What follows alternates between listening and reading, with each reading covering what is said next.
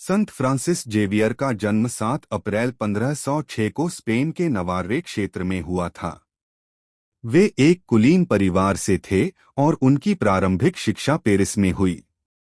Paris में ही उनकी मुलाकात संत इग्नाटियस लोयोला से हुई, जिनके साथ मिलकर उन्होंने 1534 में सोसाइटी ऑफ जीसस जेसुइट्स की स्थापना की। इसका उद्देश्य ईसाई धर्म का प्रचार प्रसार करना और समाज की सेवा करना था। 1539 में पुर्तगाली राजा जॉन III ने संत इग्नाटियस से भारत में ईसाई धर्म प्रचार के लिए मिशनरियों को भेजने का अनुरोध किया। संत इग्नाटियस ने इस कार्य के लिए फ्रांसिस जेवियर को चुना। 1541 में फ्रांसिस ने अपने मिशन की शुरुआत की और कई खतरों का सामना करते हुए भारत पहुंचे। भारत में उन्होंने गोवा को अपना आधार बनाया और वहां से पूरे देश में धर्म प्रचार का कार्य शुरू किया। भारत में फ्रांसिस जेवियर ने गरीबों और पीड़ितों की सेवा की।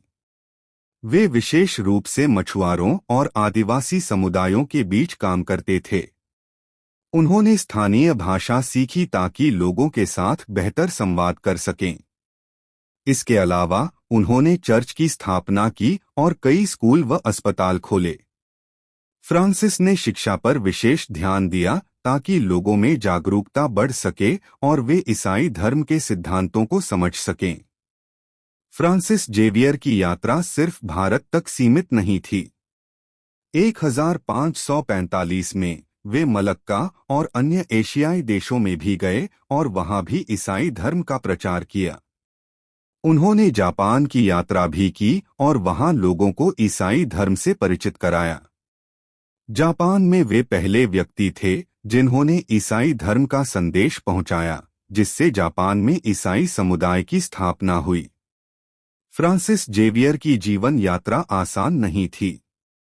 उन्हें कई तरह की कठिनाइयों का सामना करना पड़ा, लेकिन उनके समर्पण और ईश्वर के प्रति आस्था ने उन्हें हमेशा प्रेरित किया।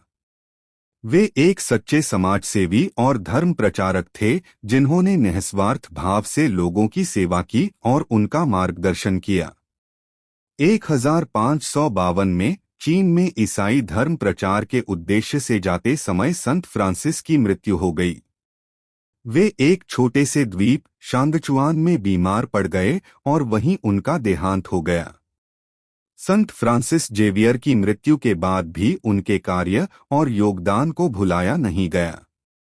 उनकी मृत्यु के बाद उन्हें कैथोलिक चर्च द्वारा संत की उपाधि दी गई और उन्हें मिशनरियों के संरक्षक संत के रूप में मान्यता मिली। आज भी संत फ्रांसिस जेवियर को पूरे विश्व में याद किया जाता है। उनकी निस्वार्थ सेवा और धर्म के प्रति समर्पण की मिसाल दी जाती है।